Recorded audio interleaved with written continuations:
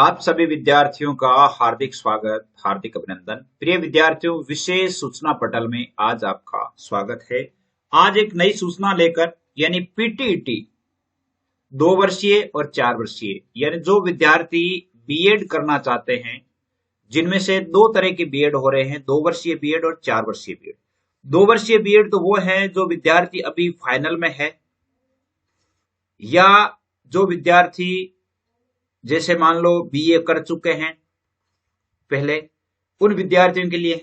4 वर्षीय बीएड उनके लिए है जो विद्यार्थी 12th पास की है या फर्स्ट ईयर में पढ़ रहे हैं और वो 4 वर्षीय बीएड करना चाहते हैं, उनके लिए। तो अब इसमें क्या योग्यता है, कैसे इसका सिलेक्शन होता है, क्या इसका सिलेबस रहता है, कितने इसमें परसेंटेज चाहिए, कितनी उम्र चाहिए, कब आपका फॉर्म भरा जाएगा, कब से कब तक आप फॉर्म भर सकते हैं, कितने रुपए आपके लगने वाले हैं, उन सभी के लिए पूरी सूचना हम देखेंगे, जिसमें आपको डिटेल से बताने का प्रयास करूंगा कि आपको इस तरह तैयारी करेंगे तो आपके सिलेक्शन हो जाएगा। यानी हम बात करेंगे पूरी। तो पीटीटी एग्जाम के लिए हम सीधे चलते हैं, जहां पे पीटीटी का जो एग्जाम है वो इस बार आप जानते हैं वर्धमान ओपन यूनिवर्सिटी कोटा को दिया गया है। पीटीटी 2024 का जिम्मा जो है, पीटीटी का एग्जाम करवाने की जो जिम्मेदारी है वो किसको दी गई है? खुला विश्वविद्यालय कोटा VMOU जो है उसको दिया गया है। तो इसमें आपके क्या क्या होता है, कैसा पेपर होता है, पेपर की भी बात करेंगे कि जैसे 600 नंबर का जो पेपर होता है उसमें क्या क्या आता है, किसमें आपको कितनी मेहनत करनी चाहिए ताकि आपका सिलेक्शन हो जाए, कितने नंबर अब यदि आप 600 में से लाते हैं तो कितने पर आपका सिलेक्शन हो जाता है, मैं पूरा बताने का प्रयास करूंगा। तो सबसे पहले हम निर्देशिका की तरफ चलते हैं, जिसमें देखिए 2 वर्षीय बीएड और 4 वर्षीय बीएड, जिसको हम बीए बीएड बीएससी बीएड भी कहते हैं। बीए बीएड बीएससी बीएड वो होता है जिसमें 4 वर्ष में ग्रेजुएशन की डिग्री भी हो जाती है और बीएड की डिग्री भी हो जाती है। 2 वर्षीय बीएड वो होती है जो बीए करने के बाद में होती है, यानी जो विद्यार्थी अभी फाइनल में पढ़ रहे हैं वो विद्यार्थी बीएड का फॉर्म भर सकते हैं। अब भर सकते हैं, इसके लिए क्या क्या शर्तें हैं देखिए हम देख सकते हैं। पहले सबसे पहली बात तो यह है कि आपके जैसे इसकी जो तारीख है, ऑनलाइन आवेदन प्रारंभ करने की तिथि 6 मार्च से शुरू, यानी कल शुरू हो गई थी। अंतिम तिथि है 31 मार्च तक और प्रवेश परीक्षा तिथि है 9 जून को, यानी 9 जून को आपके एग्जाम होना है। इस एग्जाम में आप शामिल होना चाहते हैं तो हो सकते हैं। आपके जो फीस लगेगी वो 500 रुपए है। कितनी रुपए है? 500 रुपए। जब आप फॉर्म भरेंगे तो उसमें फॉर्म भरने पर 500 रुपए लगेंगे। अगली बात देखिए, इसमें आपके अब इसकी शर्त क्या है। जैसे आपने बीए की है तो बीए कर, अभी 2 वर्षीय बीएड की बात कर रहे हैं, अब इसके आगे हम 4 वर्षीय बीएड वाली बात करेंगे। 2 वर्षीय बीएड की बात कर रहे हैं। 2 वर्षीय बीएड में जिन विद्यार्थियों ने स्नातकोत्तर परीक्षा न्यूनतम 50% अंक से उत्तीर्ण की है, यानी जो राजस्थान विश्वविद्यालय की स्नातक अथवा स्नातकोत्तर परीक्षा के समतुल्य मानी गई हो, SC ST और ओबीसी, अति पिछड़ा वर्ग, दिव्यांग वर्ग, विधवा, परित्यक्ता महिलाएं जो है सभी आरक्षित श्रेणी, केवल राजस्थान के मूल निवासी। आरक्षित श्रेणी में केवल राजस्थान के मूल निवासी, उनको ही आरक्षण है, बाकी अन्य जो स्टेट से आने वाले वो जनरल में काउंट होते हैं। तो जो यानी जो कैटेगरी वाइज जो आरक्षित वर्ग है उनके लिए 45% अंक होने चाहिए, और जो आरक्षित नहीं है, जनरल के हैं, उनके लिए 50% अंक बीए में होने चाहिए। बीए हो चाहे बीएससी हो, बीकॉम हो, उनमें 50% अंक आपके होने चाहिए।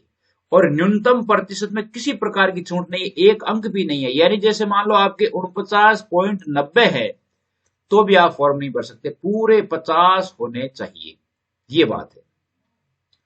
अब देखिए एक और है इसमें, एकल बैठक यानी सिंगल सिटिंग परीक्षा पद्धति से स्नातक परीक्षा उत्तीर्ण अभ्यर्थी, चाहे उन्होंने बाद में स्नातक परीक्षा भी उत्तीर्ण क्यों नहीं कर ली हो, पीटीटी में पात्र नहीं है। पहले क्या होती थी, टीडीसी चलती थी, 3 इयर्स में जो है उस परीक्षा से संबंधित है तो वो नहीं कर सकता। उसके लिए 10+1+3 परीक्षा पद्धति से उत्तीर्ण, यानी इस प्रकार के अभ्यर्थी जिन्होंने 10+2+3 या 10+1+3 परीक्षा पद्धति से स्नातक परीक्षा उत्तीर्ण नहीं की है, वे भी पात्र नहीं है। अर्थात 10+2+3 का अर्थ है कि 10वीं, उसके बाद 12वीं, 12वीं के बाद में ग्रेजुएशन।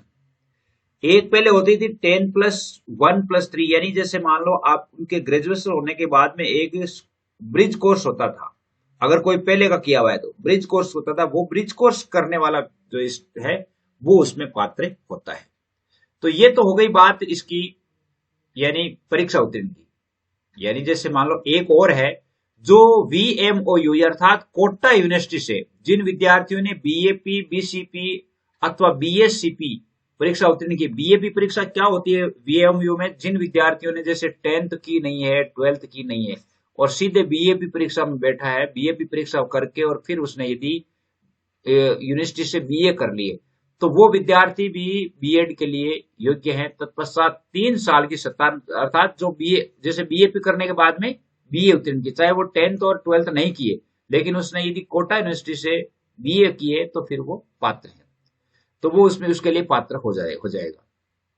एक बात, एक है BA, BCom, BSc शिक्षा शास्त्र परीक्षा का अंतिम वर्ष या MA, MCom, MSc आचार्य के अंतिम वर्ष के अभ्यर्थी PTT 2024 के लिए परीक्षा हेतु योग्य है।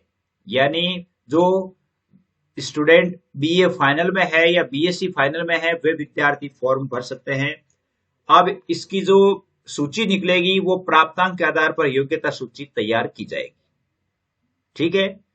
अब जब जैसे आपका नंबर आ जाता है तो ऑनलाइन काउंसलिंग होगी 5,000 रुपए की, जो फीस में समायोजित हो जाएगी। जो 27,000 होंगे ना उसमें से फिर 22,000 ही भरने होंगे।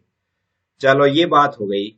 अब देखिए, प्रत्येक संकाय कला, विज्ञान, वाणिज्य में उपलब्ध सीटों में राजस्थान के मूल निवासियों के लिए राज्य सरकार के नियमानुसार आरक्षण की स्थिति होगी। आरक्षण दिया जाएगा कला, संकाय, वाणिज्य के लिए।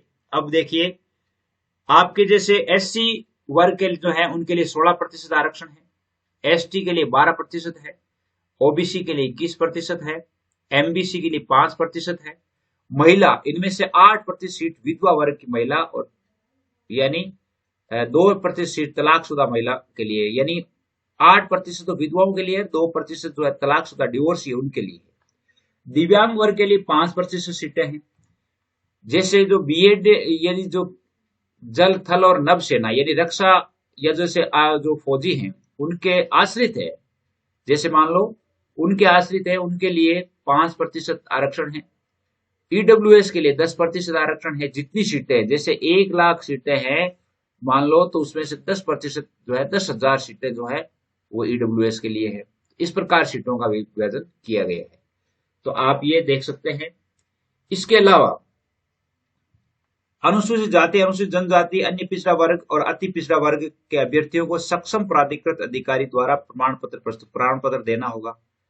अन्य पिछड़ा वर्ग का नॉन क्रीमिलियर का प्रमाण पत्र, काउंसलिंग की तिथि वो 1 वर्ष से अधिक पुराना नहीं होना चाहिए। नॉन क्रीमिलियर का जो प्रमाण पत्र है वो काउंसलिंग की तिथि से 1 वर्ष पुराना नहीं होना चाहिए। काउंसलिंग जब होगी, जून में एग्जाम हो रही है तो आपकी जैसे मान लो अगस्त में मान लो या सितंबर में मान लो आपकी काउंसलिंग होती है, तो उस समय जो है आपके पास 1 वर्ष से ज्यादा पुराना आपके पास वो नहीं होना चाहिए। और इस संदर्भ में कोई भी स्व घोषणा पत्र, एफिडेविट, नए प्रमाण पत्र हेतु जमा किए गए आवेदन की प्रति कोई दस्तावेज मान्य नहीं है। नॉन क्रीमिलियर जो सक्षम अधिकारी का है वो ही चलेगा, वो ही आपको बनवाना होगा। और वो नॉन क्रीमिलियर का आपको बाद में ही बनवाना चाहिए, क्योंकि नहीं तो ज्यादा समय हो जाता है। चलो एक और बताए आपको इसमें। अब हम चलते हैं इसके सीधे ही, कहां चलते हैं, इसका जो सिलेबस है उस पर चलते हैं। सिलेबस क्या है देखिए, सिलेबस की तरफ चलते हैं। तो सिलेबस आप जो है इस प्रकार देखिए, ये सिलेबस है।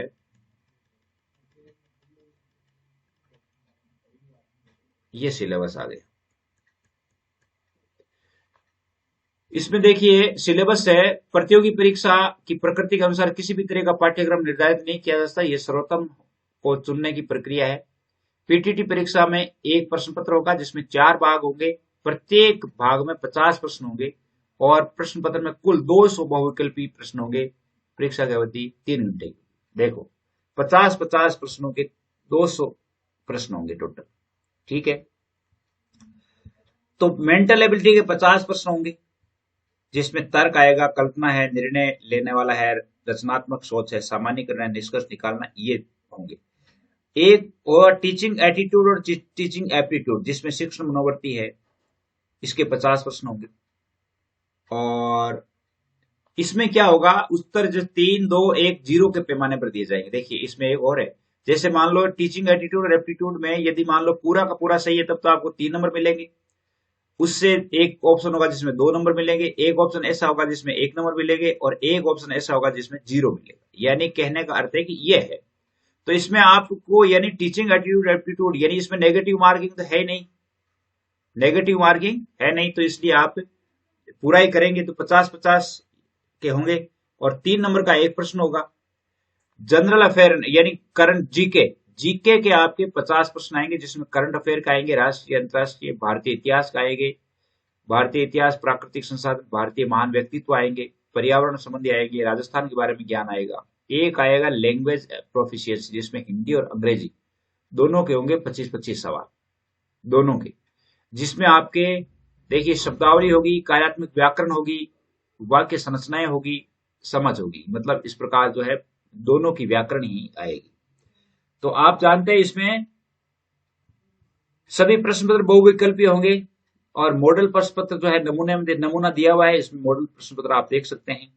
लैंग्वेज प्रोफिशिएंसी को छोड़कर संपूर्ण प्रश्न अंग्रेजी में होगा।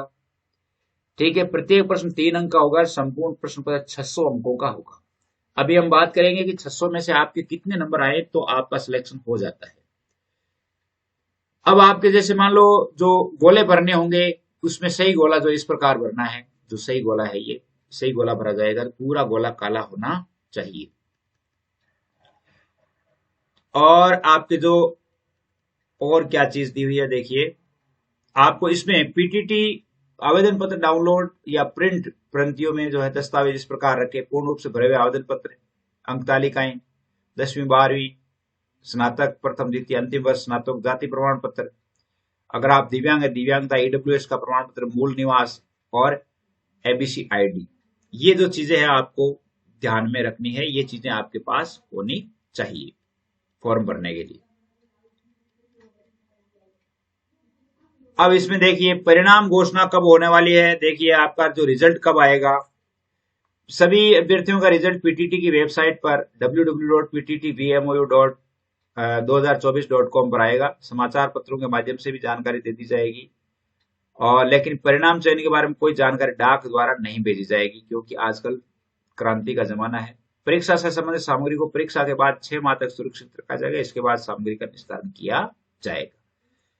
परीक्षा में आप जैसे मान लो मोबाइल फोन या इलेक्ट्रॉनिक उपकरण जो है वो नहीं ला सकते, वो लाना नहीं है। ये है मॉडल पेपर। देखिए जैसे ए भाग में देखिए ये मानसिक योग्यता के प्रश्न है, इसी प्रकार ये जीके के दुनिया का सबसे पुराना स्टेडियम कहाँ है, और ये देखिए मेंटल एबिलिटी का है पेपर, ये इंग्लिश का पेपर है। देखिए ये the opposite of heavy, heavy का जो है यानी ऑपोजिट क्या होगा, हैवी यानी भारी और हल्का लाइट, इसका लाइट हो जाएगा। Find the odd man out, यानी इस प्रकार जो है इनका भरना है। और जैसे ये हिंदी आ गई, ये हिंदी में देखिए, और इसमें देखिए पीटीटी की जो आवेदन प्राप्ति है, आवेदन की परिणाम की घोषणा होगी, काउंसलिंग का रजिस्ट्रेशन होगा, मेरिट सूची में नाम, फिर पहली सूची, दूसरी सूची, तीसरी, 3 सूचियां इसमें आएगी, 3 सूचियां इसमें निकाली जाएगी। फिर शैक्षणिक सत्र का प्रारंभ हो जाएगा और जिस कॉलेज में आपको एडमिशन मिलता है उस कॉलेज में हो जाएगा। अब देखिए, अब हम बात करते हैं कि आपके नंबर कितने पर आ जाता है। 600 नंबर का पेपर है, तो इसमें से आर्ट्स में जो है, आर्ट्स की बात करूं तो आर्ट्स की के वाले तो जैसे मान लो 300 के करीब भी आ जाते हैं, जैसे कैटेगरी वाइज होते हैं। साइंस की बात करूं तो साइंस में जो है 380 प्लस नंबर होते हैं, तो वो जनरल में लगभग हो जाता है, यानी कंफर्म नहीं होता, लेकिन 400 अगर नंबर आ जाते हैं, 400 या 400 प्लस, तो उसकी पूरी पूरी उम्मीद रह जाती है। बाकी जैसे एससी है, तो एससी का जो नंबर है, जैसे उनके नंबर जो है वो लगभग 370 से प्लस जो होते हैं, तो उनका आ जाता है नंबर। और ओबीसी है, ओबीसी तो आप जानते हैं 390 से ही पार ही जाती है लगभग ओबीसी, यानी ये साइंस की बात कर रहा हूं। आर्ट्स में तो ऐसे नहीं है, आर्ट्स में तो जैसे आपके जैसे मान लो ओबीसी है, ओबीसी के जैसे 320 नंबर भी आ गए तो भी अगर ऑल राजस्थान करते हैं तो लगभग उनका सिलेक्शन हो सकता है। इसलिए लेकिन आपको ज्यादा से ज्यादा नंबर बढ़ाने, ताकि आपको क्या है कि आपकी यानी वांछित कॉलेज मिल जाए। जैसे आप चाहते हैं कि भाई हमारे पास की कॉलेज मिले, तो वो पास की कॉलेज मिलने के लिए तो आपको क्या करना होगा, ज्यादा मेहनत करनी होगी। 400 से प्लस यानी 410 प्लस अगर आप नंबर लाते हैं तो आपको मन चाही कॉलेज मिल जाती है लगभग। तो उम्मीद करता हूं ये जानकारी पसंद आई है। अब बात करते हैं कि आपके लिए जो क्लासेज है, क्लासेज में मैं आपके लिए जैसे हिंदी की क्लासेज और इंग्लिश की, यानी आपका जो एक पार्ट है उस पार्ट की, और प्लस जीके की जो क्लासेज है वो पीटीटी की अपलोड करने का प्रयास करेंगे। अगर समय मिला तो अवश्य ही आपका मार्गदर्शन करने का प्रयास करेंगे। और यदि आप कहें कि जल्दी से शुरू कीजिए, यदि आप लगाते हैं तो आपके जरूर लगाएंगे, क्लास भी लगाने का विचार है। तो आज के लिए बस इतना ही। जय हिंद, जय भारत।